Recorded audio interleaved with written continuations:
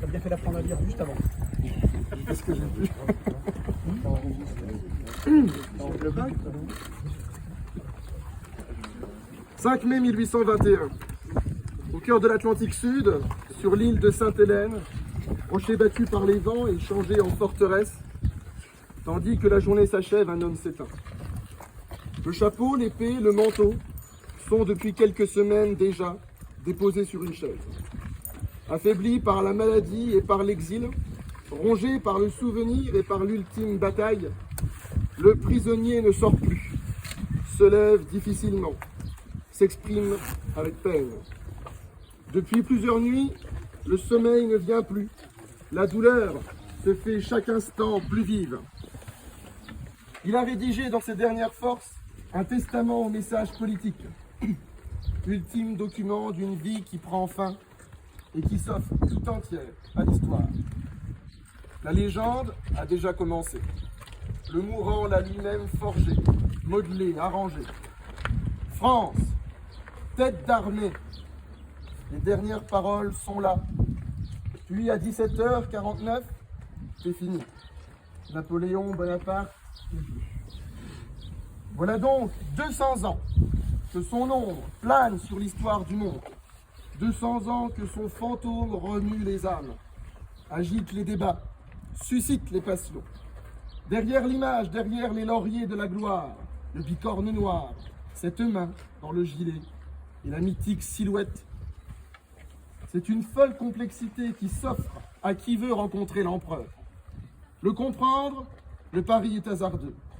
Parce que cet homme reste insaisissable, on n'en finit plus d'écrire, de rechercher, de parler de lui, de son œuvre, de ses choix, de ses mots. Pourtant, sans cesse, il nous échappe et s'en revient au hasard d'une conversation, d'une rue, au détour d'un livre ou d'un monument. Toujours lui, partout, ou brûlante ou glacée, son image sans cesse ébranle ma pensée. Incontestablement, Victor Hugo avait visé juste par ses vers qui expriment si bien cette omniprésence de Napoléon. De lui, chacun a son image. Adulé, haï, contesté, discuté, encensé. Jamais un homme n'aura suscité un tel déchaînement de passion, de son vivant comme depuis sa mort. Le mythe a atteint une telle force dans l'imaginaire universel qu'on n'y échappe plus. Bien malgré nous en somme et bien malgré les débats, Napoléon s'impose et ne se déloge pas.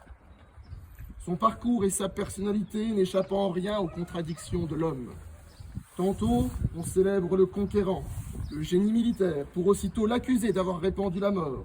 Tantôt, on exècre un despote, on dénonce un tyran, avant que ne surgisse aux esprits l'armée des réalisations, des réformes, des legs sociétaux, administratifs, législatifs, juridiques, qu'il a malgré tout laissé à une France à jamais en quête de son sauveur. Napoléon résonne en nous tel l'écho interminable de la gloire qu'il incarne comme de la fièvre qu'il soulève.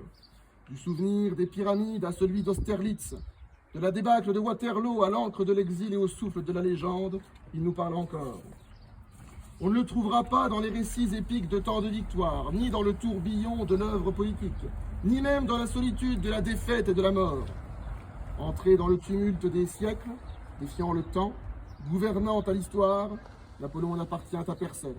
Il n'a jamais appartenu qu'à son destin, à cette étoile que lui seul savait voir, cette fortune que lui seul voulait atteindre avant de s'effondrer pour mieux renaître au regard de ses successeurs.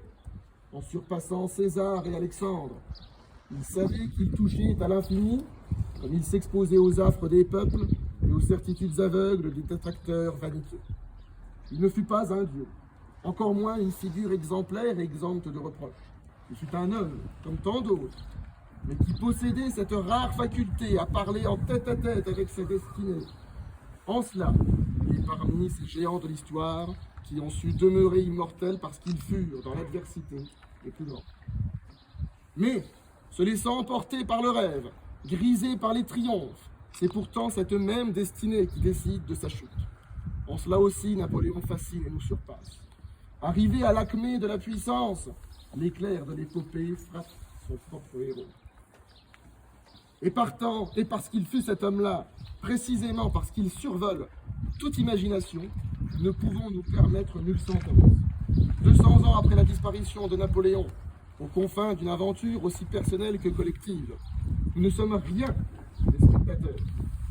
Des spectateurs allègres, certes, qui doivent pouvoir fouiller, questionner, bousculer les principes établis du récit napoléonien. Toute action faite d'esprit, armée du savoir et de la passion de la vérité, sera bénéfique à l'histoire de cette construction. Mais ne soyons ni juges ni aveugles, n'incriminons pas nos peines à celles et ceux qui, avant nous, ont apporté au monde une pierre qui leur était unique et façonnée par les aspérités de leur temps. Au soir de sa vie, Napoléon a lui-même ordonné une leçon implicite aux historiens. Après tout, disait-il, ils auront beau retrancher, supprimer, mutiler, il leur sera bien difficile de me faire disparaître tout à fait, car les faits parlent, ils brillent comme le soleil. L'histoire parle en effet, et à mesure qu'elle parle et que Napoléon s'éloigne de nous, ou serait-ce nous qui nous éloignons de lui, on ne peut que constater l'héritage, qu'importe la façon dont on l'appréhende. Sa seule présence de plus de 2 siècles, née d'une époque d'à peine 15 ans, qui avait rassemblé les plus beaux esprits que comptait l'Europe, suffit à imposer le respect et l'humilité. Porté par les arts, entretenu par la plume, créé par la puissance, le mythe Napoléon est bien vivant. Écoutons la raison, rallions la science historique et élevons ce passé qui nous est commun en vecteur de salut et d'unité. Là sont les derniers mots de l'empereur, au bas de l'acte de l'abdication de 1815. Je comptais sur la réunion de tous les efforts, de toutes les volontés et le concours de toutes les autorités nationales.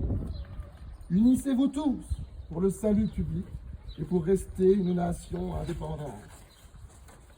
La leçon de Napoléon est celle de la complexité et de l'ardeur des couloirs de l'histoire, celle de l'unification des pensées vers un même idéal.